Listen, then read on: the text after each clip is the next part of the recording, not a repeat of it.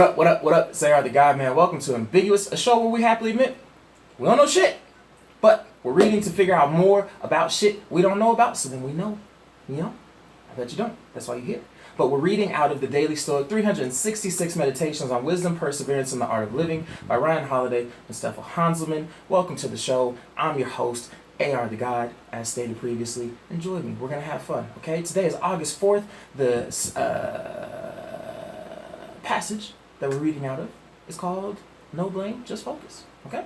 And what stands out immediately is this. You must stop blaming God and not blame any person. You must completely control your desire and shift your avoidance to what lies within your reason, choice, Epictetus discourses. And then we get from Neville Alexander, explained on Frontline, a quote about Nelson Mandela. He always made the point, if they say you must run, insist on walking. If they say you must walk fast, insist on walking slowly. That was the whole point. We are going to set the terms. Okay? Some very powerful stuff there. I hope you enjoyed it. If you haven't read the book yet, go buy the book. Buy the book, read the book, be the book. Learn these things. Don't just listen to me talk shit about the stuff that stands out to me. Know for yourself. Know thyself. Okay? So what stood out to me in particular was stop blaming God. And this was actually really relative to something that happened recently. I was on Facebook, and if you have not heard, they are trying, I'm sorry I have to wipe the bullshit out of my eyes because I still can't believe it. There are people in the world who are trying to change pedophilia from a mental illness to a sexual orientation. Now, I may not be the smartest cookie in the cookie jar, and I've had my fair share of cookies. Trust me, I didn't always look like this. I love cookies. Cookies are delicious. But the point is, I'm not the smartest cookie in the cookie jar. Hopefully I'm the last cookie to get ate, though, because that's important to me. But I don't know who in the hell thinks it's a good idea to change pedophilia to a sexual orientation. That might be near the stupidest shit I have heard come out of our mouths in a long time, and I disagree with Donald Trump every day. So if somebody says something stupider than Donald Trump, Negro, trust me, I find it to be highly unintelligent. And so, what should I do to help get my point across? But go and vent on social media. What platform did you choose, AR? Well, I'm glad you asked. I chose Facebook. I chose Facebook because I saw a TED Talk on it and I could share it there immediately. And the reactions were, for the most part, very overwhelming. Now, AR, you just said very overwhelming, which means that it doesn't sound like everybody found it quite as overwhelming as you did. And you know what? You would be correct, and that is why you are a smarter cookie than I probably am. Okay?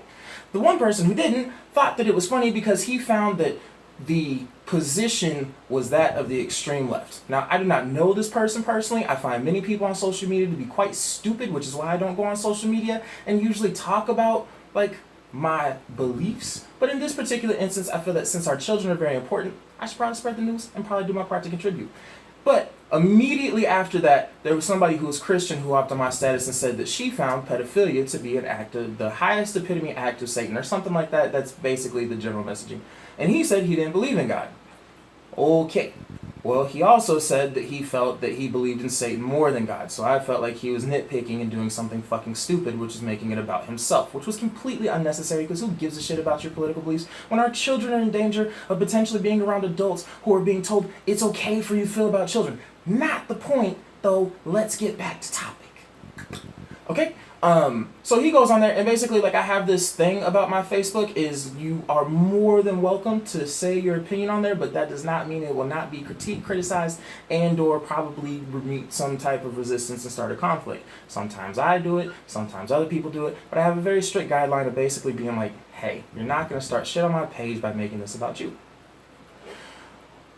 But what I found very interesting is he said, how could God let this happen? I believe more in Satan. And I was like, well, God gave you free will, so bad things happen. You have good choices and you have bad choices. Making pedophilia a sexual orientation is a terrible choice. And it doesn't matter what your political affiliation is, it's just stupid. But more importantly, stop blaming God for, like, people's dumb decisions. Like, we have to stop pretend. Like, the only thing you can blame God for is making people stupid. Like, that's it. After that, it's the person's choice what they choose to believe.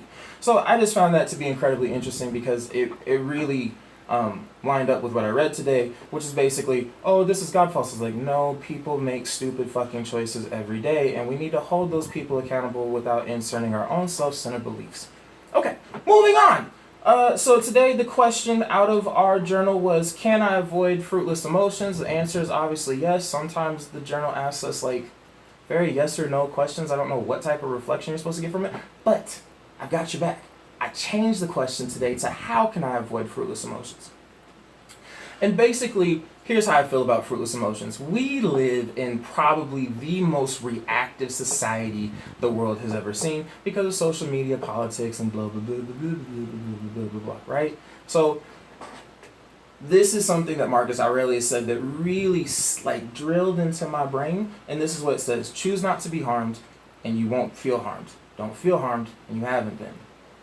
Okay, that's a very powerful statement because we can protect our emotions by not allowing the things that people say and do to penetrate our inner feel sphere, and then we don't have to react or respond to it, okay? And I'm going to give you a great example of something that happened to me recently. It was about 7 o'clock in the morning. Mind you, I had probably rolled out of bed at 6:30 because, well, who the hell that's not a morning person is waking up early so that they can go do it?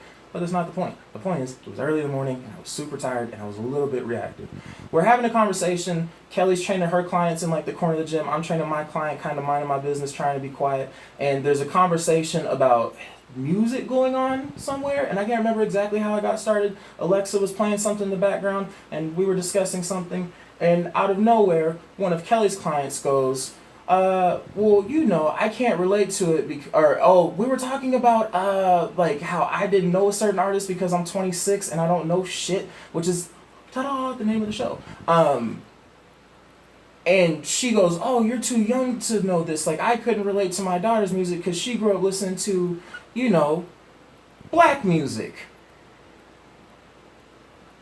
Okay, when she said black music, what she meant to say was hip-hop. Now, what I have to tell you about this lovely individual, who is a good person, is that her daughter's white and she's white. Like white, like pale white, like she owns a farm business for apples white, that kind of white. And I was the only black person in the room. Now, at first, because I was tired, it didn't really process what had been said. And then all of a sudden, I basically went like this. The fuck did she just say? Now, as you can imagine, people were somewhat alarmed and a little bit scared. That's a normal reaction when somebody who's 6'2" and 250 and the biggest person in the room looks to be terrifyingly pissed off. Also, I may have a habit of like reacting in the past, especially to like racial things. So, you know, people were like, oh no, like, and I was like, okay, I'm going to go sit down. And I'm just going to brood for a second because it's not really worth starting a fight over. She felt bad. There was a conversation had about it. But the point is that I didn't really react to it after the initial comment because it was like, what you just said was ignorant and kind of stupid.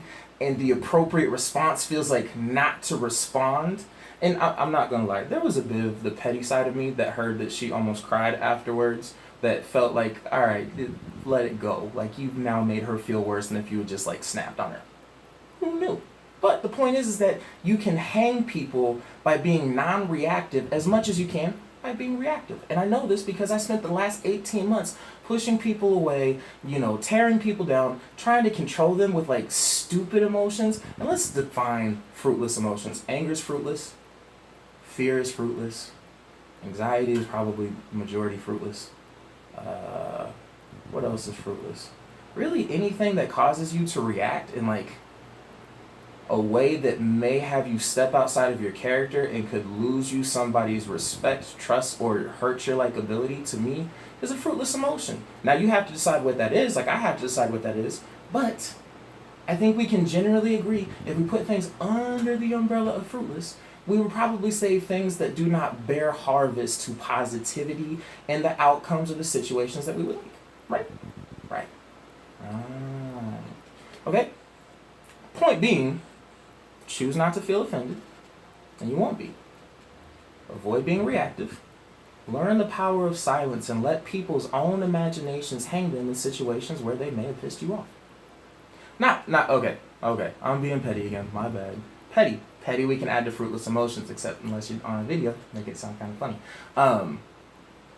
Petty, avoid that. Don't you really don't need to get revenge on people. Honestly, I really do feel like the average person is probably harder on themselves than people who react to them are. And that's honestly probably part of the problem of where we're at today in social media is most people are being compounded with so much negativity that they're already telling themselves that they're not hearing a lot of positivity, which is one of the reasons that I try and make this show as light and as fun as possible, even though we tackle difficult topics because we don't know shit. But enough about me. It's also about you. So how can you avoid fruitless emotions? And also, what do you consider to be fruitless? Okay? I want to know. Type in a comment. Let me know, okay? Then what I need you to do is if you like the video, go and give it a like. Click, click, click, like it. And then if you want me to share it so that you can share this conversation with people because you want a conversation started about critical thinking or you just want to see social media like bug the fuck out, tell me. I'll make it public. We'll share it. We'll get it going, okay? I hope you enjoyed my brand of bullshit like I enjoyed my brand of bullshit, but it's time for me to go. And you have to go too because you need to go figure out the shit that you don't know, okay? We can't be ambiguous forever. You smart cookie, you. I know you're a smart cookie. You're a hella smart cookie, all right? Go, go, go, go, go.